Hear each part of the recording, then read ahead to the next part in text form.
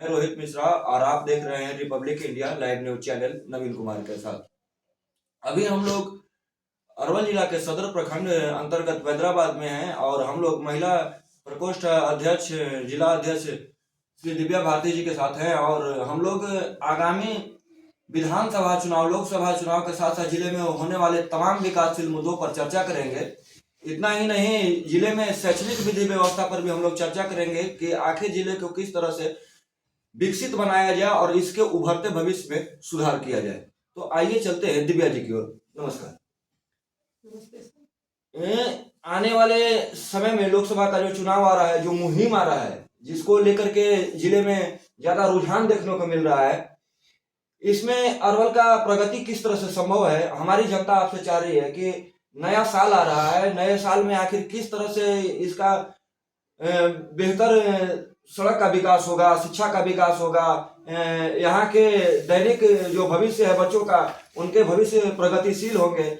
इसके विषय में एक महिला नेता होने के साथ साथ एक जानकार युवा होने के नाते आप समाज को और जनमानस को मार्गदर्शित करें।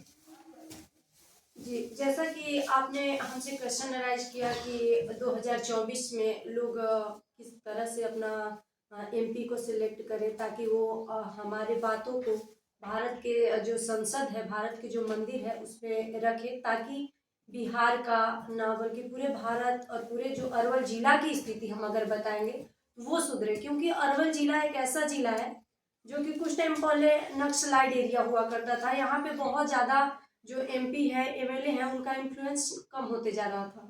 लेकिन अब क्या है कि सोशल मीडिया एक ऐसा माध्यम बन गया है जो कि लोगों को मार्गदर्शित करते जाता है कि हम किस प्रकार अपने प्रदेश को, अपने क्षेत्र को विकसित करें।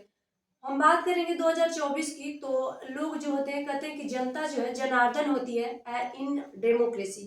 प्रजातंत्र ही एक वो माध्यम है जिसे ना हम लोग अपने बेसिक स्ट्रक्चर को सुधारने की, बल्कि हमारा क्षेत्र कैसे आगे बढ़ेगा इसकी ओर हम लोग बात करते हैं। तो सर ऑब्वियसली अगर हम लोग बात करें तो एक हम जात पात और धर्म की राजनीति को छोड़कर ऐसे एमपी को सिलेक्ट करने के लिए लोगों को प्रोत्साहित करेंगे कि वो हमारे क्षेत्र को विकास की ओर ले जाएं, न कि जात पात में उलझकर वो अपना आप कैसे कर पाएंगे ऐसा, जबकि आप देख रहे हैं कि बिहार एक ऐसा प्रदेश है जहां पर जातीय राजनीति है यहाँ की मूल अवधारणा है।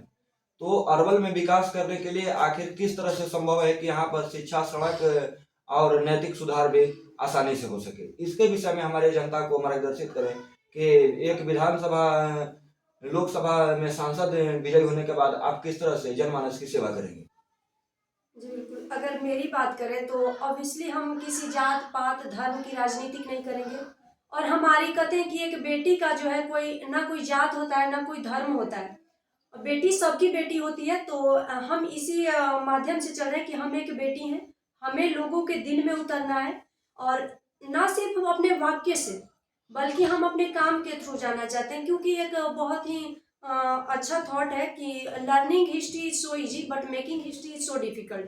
क्योंकि हम लोग किसी के इतिहास तो याद कर लेते हैं, बट उसकी इतिहास बनने में जो उनका संघर्ष होता है वो छुप जाता है कहीं ना कहीं। और उनका इतिहास हम तभी याद करते हैं जब उनके अचीवमेंट को हम लोग बाद में रिकॉल करते हैं कि हाँ वो हमारे समाज के लिए क्या दिए। तो हम भी एक समाज के लिए कुछ देना चाहते हैं, हम भी अपने समाज को इस तरह बनाना चाहते हैं कि जब भी हमें इस दुनिया से जाना हो तो लोग हमें याद करें कि हाँ हम कुछ अपने क्षेत्र के लिए, अपने देश के लिए कुछ किए। तो इसके लिए हमें पता है कि संघर्ष हमें करना होगा और हम संघर्ष उनके लिए बखूबी करेंगे। क्योंकि आए दिन हम देखते हैं कि हमारे क्षेत्र में जो भी, अगर एजुकेशन की बात करें तो अरवल जिला में 66 to 75% जो है लिटरेसी रेट है। तो उस लिटरेसी रेट के साथ हम लोग नहीं जी सकते हैं अभी भी। वो तो सिर्फ आंकड़ा है, अगर हम लोग जमीनी स्तर पे उतर करके देखेंगे तो आज भी अगर हमारे साथ आप बैकवर्ड क्लासेस में जाएं या फिर और भी मिनिमम क्लासेस में जाएं जो कि माइनॉरिटीज में है, तो उनके पास हम लोग जाते हैं तो वो लोग अपने बच्चों को स्कूल में नहीं भेजते हैं। क्योंकि वो उनकी विचारधारा ये होती है कि जो बच्चा एक साल में 1000 एज अ ड्रेस के रूप में वो अडॉप्ट करेगा, वो बच्चा अगर एक दिन मनरेगा में काम कर लेगा, एक दिन अगर वो किसी मजदूर के बात ही वो जी लेगा, तो उसे 400 रुपये 300 रुपये मिल जाएंगे। तो ये कहीं ना कहीं उनकी विचारधारा बन चुकी है, जो कि उनकी विचारधारा को बदलने के लिए शिक्षा में जरूरी है कि शुद्धता लाई जाए। क्योंकि हमारे स्कूल में जो है मिड डे मील के थ्रू उनको पौष्टिक भोजन दिया जाए, क्योंकि हमारी सरकार जो है इसमें कहीं ना कहीं स्लीपिंग मोड में चली गई है, जो कि उसमें सुधार नहीं आ रहा है। क्योंकि शिक्षा तो अभी शिक्षक को तो हम लोग बहुत अच्छा एडॉप्ट करते हैं, क्योंकि बीपीएससी आ गया तो बीपीएससी के माध्यम से हम लोग शिक्षक को अच्छा सिलेक्ट करें। लेकिन कहीं ना कहीं हमारी शिक्षा में अभी भी प्रॉब्लम है, जो कि बाउंड्री के बारे में जो हम लोग बात करते हैं कि स्कूल जो है बाउंड्री वाइज नहीं है, तो ये सब कहीं ना कहीं कमी है जिसे हम दूर करना चाहेंगे। किसान की समस्या को लेकर अगर हम बात करें तो बिहार में 70 से 80% तक के किसान हैं जिनको ना तो समय समय पे बीज मिल पाती है, ना ही फर्टिलाइजर उनको मिल पाती है। और उनके फसल जो, अगर हम रक्षाबंधन में जो हम लोग घूमे सारे क्षेत्र को, तो वो इटवा जैसा जो जगह है, या फिर और भी जगह है, कमता तरफ हम लोग गए कलेर में, तो उधर हम लोग ऐसा स्थिति देखे कि धान पीला पड़ा हुआ था। वहाँ कोई पानी का व्यवस्था नहीं, कोई इरिगेशन का व्यवस्था नहीं है। ये बिहार में कुछ ऐसे जगह नहीं है, बिहार मतलब अरवल जिला में बहुत से ऐसे जगह है जहाँ पे धान का फसल बर्बाद हो रहा है। उसके लिए ना कोई सपोर्ट है, मिनिमम फैसिलिटी भी उसके लिए नहीं है कि हाँ अगर फसल आपका बर्बाद हो रहा है तो हम सपोर्ट दे रहे हैं। तो कहीं ना कहीं ये सब चीज़ें हैं। स्कूल में लाइब्रेरी होना चाहिए, जो कि बहुत इंपॉर्टेंट है। आज हमारे बच्चे जो कॉम्पिटिटिव एग्जाम का तैयारी कर रहे हैं, वो बाहर जाने की अगर उन्हें फैसिलिटीज नहीं मिल पाती है तो कहीं ना कहीं अपना पढ़ाई को स्टॉप कर देते हैं। बहुत सारे स्टूडेंट ऐसे हैं जो ग्रेजुएशन करके बैठे हुए हैं, उनके पास कोई एम्प्लॉयमेंट का, जनरेशन का कोई इशू नहीं है। तो ये सब बदलना जरूरी है।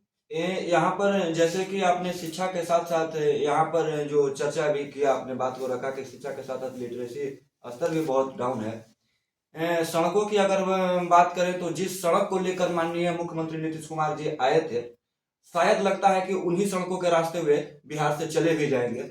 जैसा हालात है भी सड़कों का, ग्रामीण सड़कों का, तो अभी आपके वर्तमान उप मुख्यमंत्री महोदय द्वारा यह घोषणा किया गया है कि 95% ग्रामीण सड़कों का पुनर्निर्माण करवाया, ग्रामीण सड़कों का।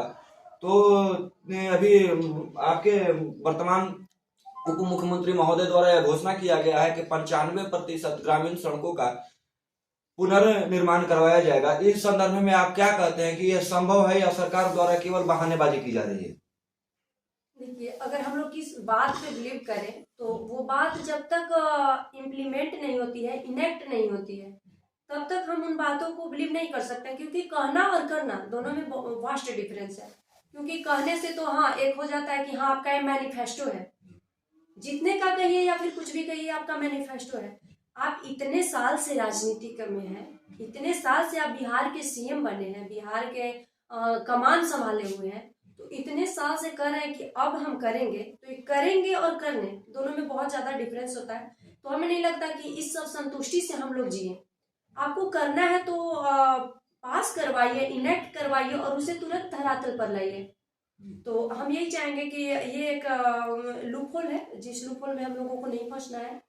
ऐसे अगर हमें बिहार का रेवेन्यू जनरेट करना है तो भी बहुत सारे ऐसे वेज हैं जिसमें बिहार की रेवेन्यू जनरेट हो सकती है। लाइक अगर हम लोग टूरिज्म की अभी बात करें तो बिहार में महावीर हैं, बिहार में महात्मा बुद्ध हैं, उनके जो तमाम ऐसे विश्व से लोग आते हैं बिहार को ट्रैवल करने के लिए। उनकी इच्छा यही होती है कि उन्हें सारा फैसिलिटीज मिले। क्योंकि बिहार के नॉर्मल सी एक कंडीशन है जिसे हम लोग देखते हैं कि हाँ ठीक है, नॉर्मल लोग हैं जो इंग्लिश में बात नहीं कर सकते हैं, तो उन्हें इंटरनेशनल लेवल पे जो लोग आते हैं बिहार में ट्रैवल करने के लिए उन्हें प्रॉब्लम होती है। तो कहीं ना कहीं ये सब प्रॉब्लम है। और बिहार में मेन चीज को देखिए तो माता सीता का टेम्पल जो कि सीतामढ़ी में, हम बात करेंगे उस टेम्पल का, तो अगर बिहार में 6 लाइन कॉरिडोर अयोध्या से सीतामढ़ी तक होता है और सीतामढ़ी में उतना ही भव्य मंदिर माता सीता का बने, तो सोचिए बिहार का रेवेन्यू कितना ऊपर जाएगा। हम किसी रिलीजन के बेस पे नहीं जा रहे हैं, हम बिहार का ग्रोथ के बारे में करें कि बिहार का कैसे एक डेवलप्ड स्टेट बने। तो बिहार में बहुत सी ऐसी चीजें हैं जिससे हम लोग बिहार को डेवलप्ड बना सकते हैं।